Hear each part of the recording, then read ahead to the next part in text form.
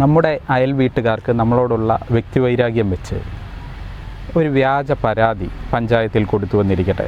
നമ്മുടെ വീട്ടിൽ ഇല്ലെങ്കിൽ നമ്മുടെ പറമ്പിലുള്ള ഒരു വൃക്ഷം അവരുടെ വീട്ടിലേക്ക് ശല്യമായി നിൽക്കുന്നു, ആ മരം മുറിച്ചു മാറ്റണം എന്നാവശ്യപ്പെട്ടുകൊണ്ട് പരാതി കൊടുക്കുകയും അതല്ല എങ്കിൽ അപകടകരമായ രീതിയിലാണ് ഈ മരം നിൽക്കുന്നതെന്നും പറഞ്ഞ് സെക്രട്ടറി നമ്മളോട് ഈ മരം മുറിച്ചു മാറ്റണമെന്ന് ആവശ്യപ്പെടുകയും ചെയ്യുന്നു. വ്യാജമായാണ് എന്നിരിക്കട്ടെ.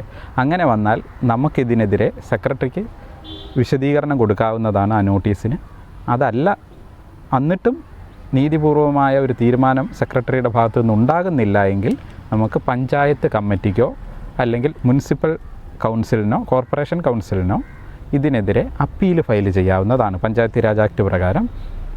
എന്നിട്ടും നമുക്ക് നീതിപൂർവമായ ഒരു തീരുമാനം അവരുടെ ഭാഗത്തു നിന്നും ഉണ്ടാകുന്നില്ല എങ്കിൽ ഇതിനെതിരെ തദ്ദേശ സ്വയംഭരണ സ്ഥാപനങ്ങൾക്കുള്ള ട്രൈബ്യൂണൽ തിരുവനന്തപുരത്ത് പ്രവർത്തിക്കുന്നുണ്ട്. അവിടെ നിങ്ങൾക്ക് റിവിഷനായി കേസ് ഫയൽ ചെയ്യാവുന്നതാണ്.